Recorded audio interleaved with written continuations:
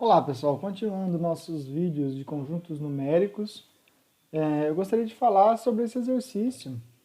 O exercício diz o seguinte: eu tenho aqui a união de três conjuntos, a união de dois conjuntos, interseção de outros dois com seus respectivos elementos, né, com seus respectivos elementos.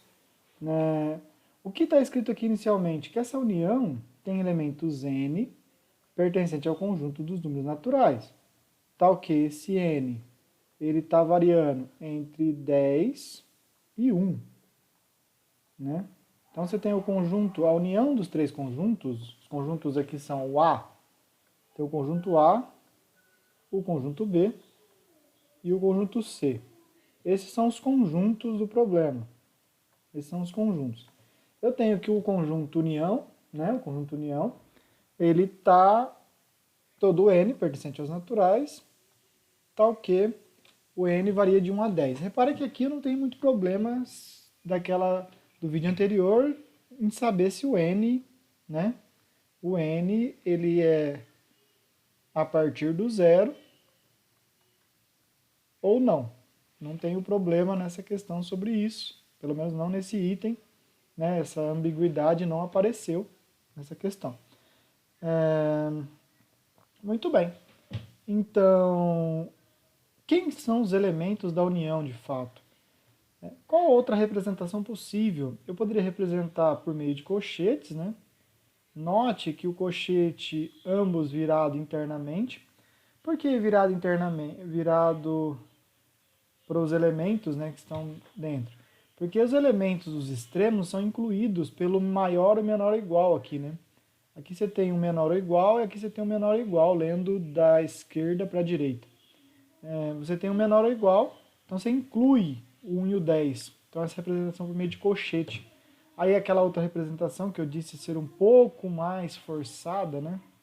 Onde você tem uma representação do 1 aqui com bolinha fechada, né? 1 bolinha fechada, e o 10 bolinha fechada. Teoricamente você marcaria todo esse segmento aqui um pouco forçada, porque na verdade seria uma sequência de pontos isolados, né?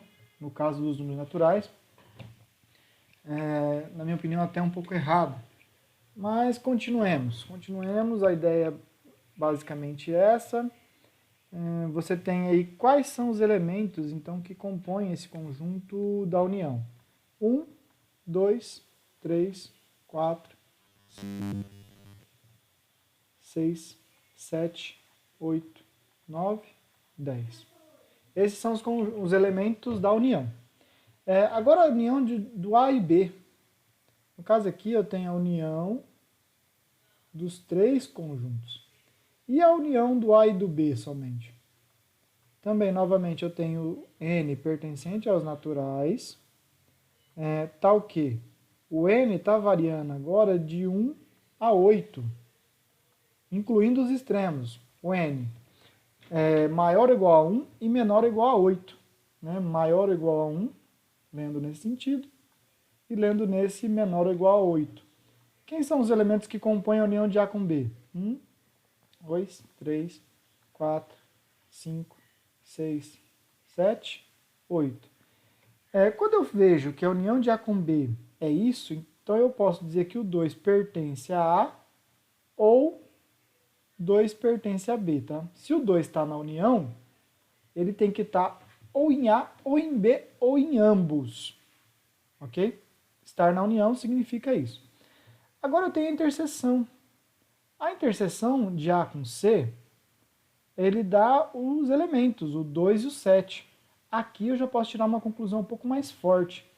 Eu sei que o 2 ele pertence a A e 2 pertence a C.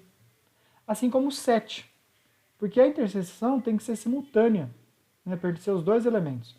E quando eu faço a interseção de C com B, eu tenho 2, 5 e 6.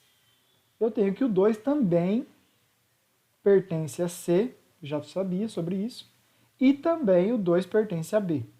Então o 2, lembra que eu falei aqui na união que o 2 pertence a A ou a B ou a ambos, então nesse caso ele pertence a ambos, né? Conclusão tirada destas interseções, tá? Agora eu vou tentar construir o conjunto A. Vamos pensar quem que é o conjunto A, e vamos pensar quem que é o conjunto B, vamos pensar quem que é o conjunto C. Quem que eu tenho certeza que está dentro do A? O 2 e o 7. Eu tenho certeza que está dentro do A, o 2 e o 7. Quem que eu tenho certeza que está dentro do B? O 2, o 5 e o 6. Por quê? Porque lembra que eu tenho uma interseção aqui, né? Então esses caras têm que estar dentro do B também. E aqui quem está dentro do C? 2 e 7. 2 e 7. Beleza? Muito bem. Muito bem. Agora eu tenho uma conclusão a pensar, por exemplo, sobre a união de A com B. Vamos pensar nesse elemento. Como é que a gente vai definir o elemento, por exemplo, outros elementos do C? Vou pensar nos outros elementos do C. Olha a união de A, B e C. A união de A, B e C, ele gera o elemento 9 e 10 aqui, né, a mais que esses elementos da união de A com B. O que eu vou concluir? Eu vou concluir que o 9 e o 10 ele pertence somente ao C. Por que somente ao C? O 9 e o 10 pertence somente ao C.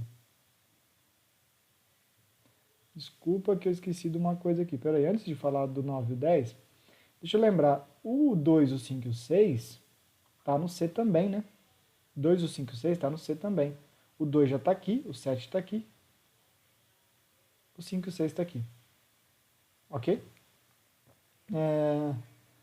Voltando ao que eu estava dizendo sobre o 9 e o 10. O 9 e o 10, eles só podem pertencer ao C.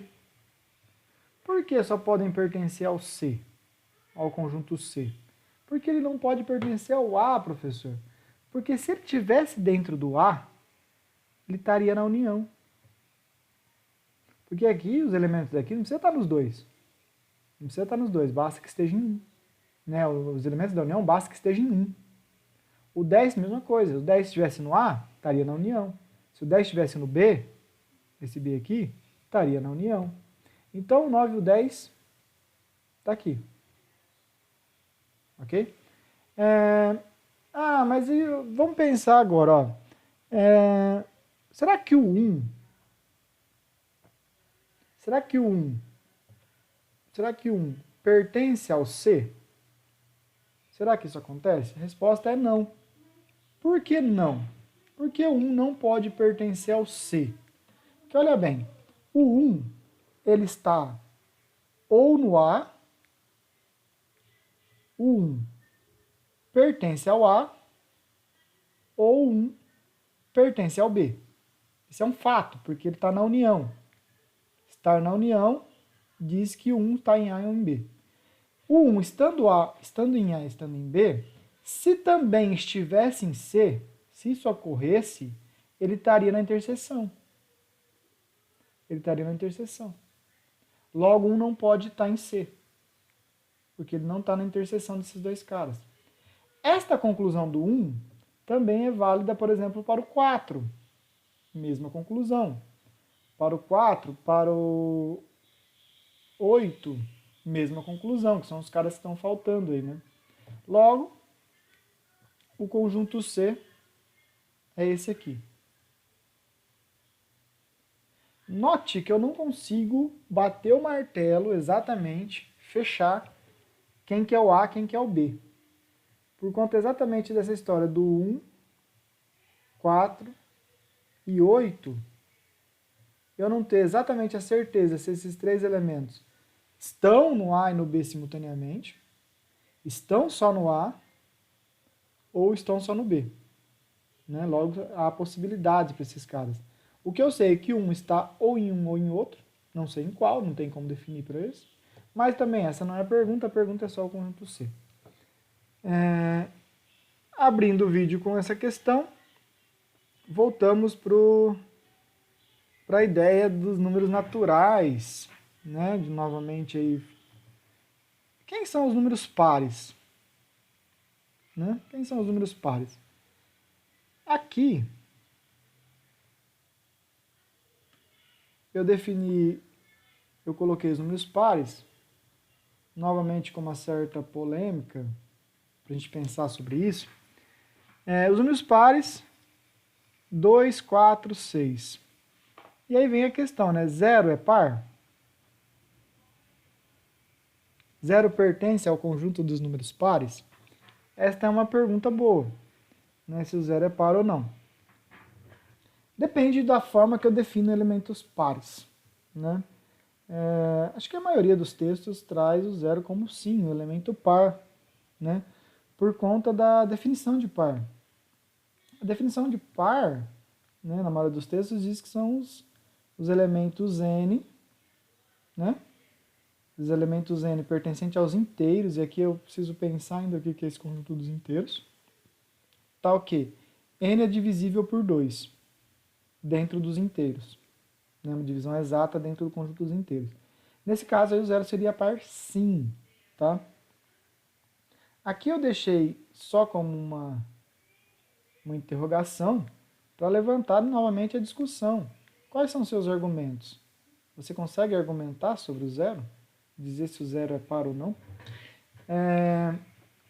Dos motivos de eu não ter colocado o 0 aqui é o modo que eu defini os naturais no começo. Eu defino os naturais como sendo o conjunto 1, 2, 3. Então, o 0 par ou não está ligado intimamente a isso.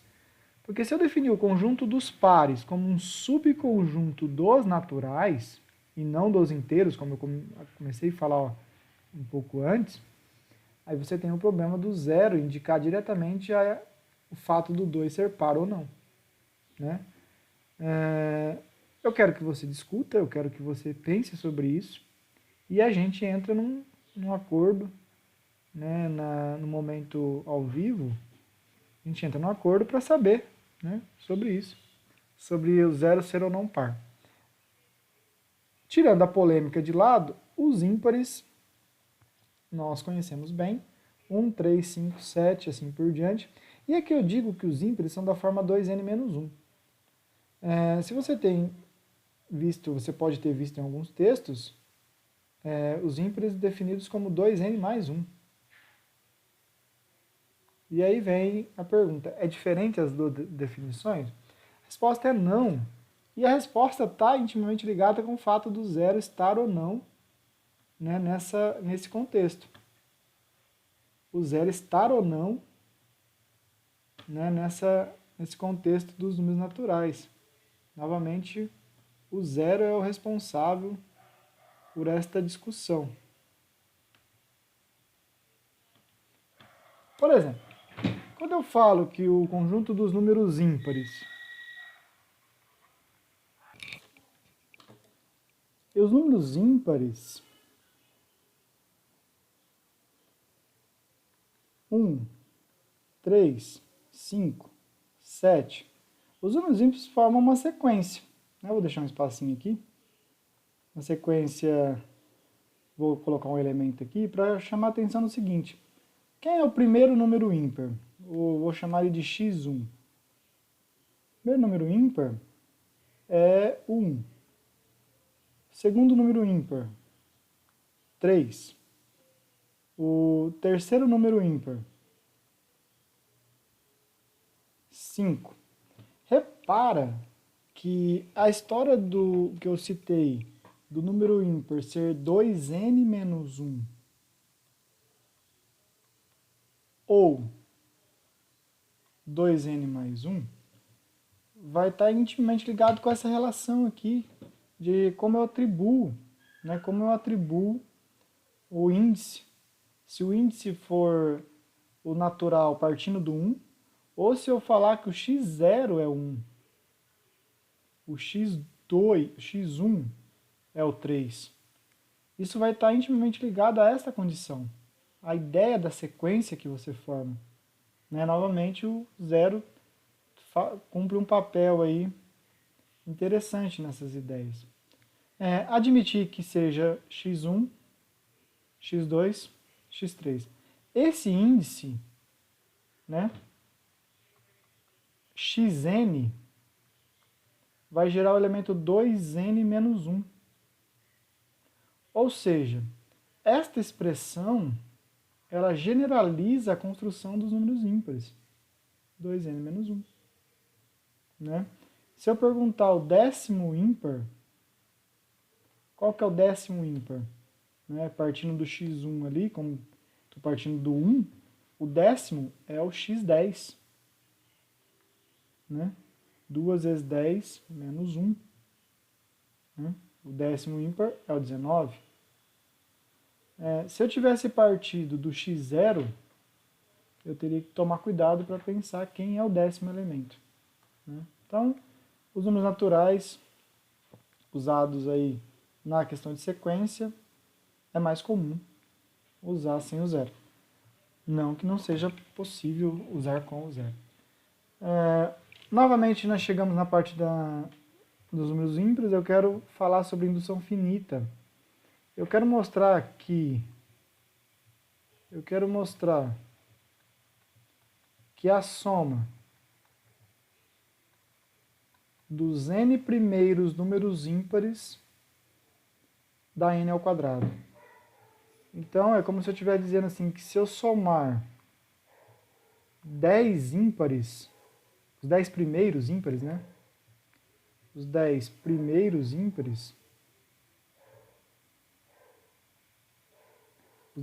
ímpares, isso a soma vai dar 10 ao quadrado. Então, vamos lá. 1 mais 3 mais 5. Eu falei um pouco antes aí que o décimo número ímpar era 19.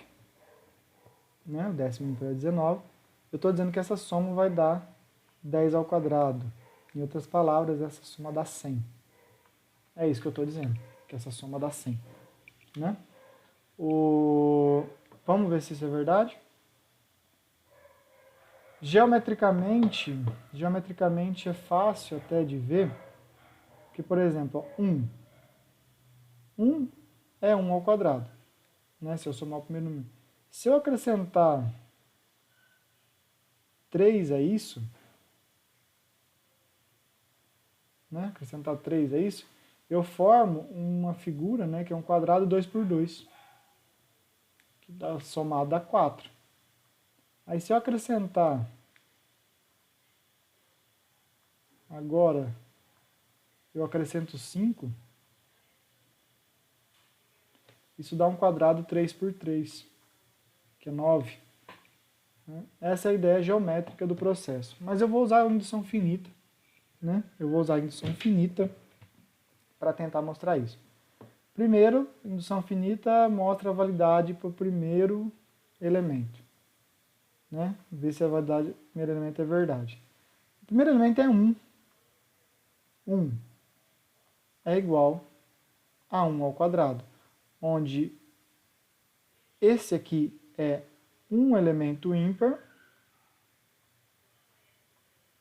ele gera 1 ao quadrado. Né? Nesse caso, eu estou dizendo aí que se eu pegar um elemento, um único elemento, ele vai dar, o primeiro elemento ímpar vai gerar ele ao quadrado. Então ele é válido. Né? Para P igual a 1 é válido. Ok? Agora eu vou admitir, né, que ela é válida para P por um N e tentar ver se esta validade implica na validade para um N mais 1. Para N mais 1. Ok? Então, eu estou dizendo o seguinte, que eu quero somar mais 5 mais 2n menos 1 mais o sucessor desse cara. Sucessor ímpar, claro, né? O próximo que vem aí depois, o próximo ímpar que vem depois. Esse é o enésimo elemento. É o enésimo ímpar. O próximo que vem será o enésimo mais 1. Menos 1. Ok? O que eu disse sobre a validade para esse? Dizer que ele vale para os n primeiros elementos é dizer que esta soma é a mesma coisa que n ao quadrado. né? Esta soma é n ao quadrado. A ideia, para a gente pensar no que a gente tem que provar, a ideia é provar que a soma dos n primeiro dá n quadrado e a soma dos n mais 1 dá n mais 1 ao quadrado. É isso que tem que ser provado, ok? Então, essas primeiras aqui, as n primeiras eu sei que é n ao quadrado. Agora eu quero fazer a distributiva. Vou fazer a distributiva aqui. 2n mais 2 menos 1. O que significa isso? Significa que a soma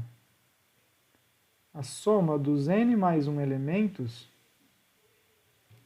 então você tem que 1 mais 3 mais 5 mais 2n menos 1 mais 2 que multiplica n mais 1 menos 1, esta soma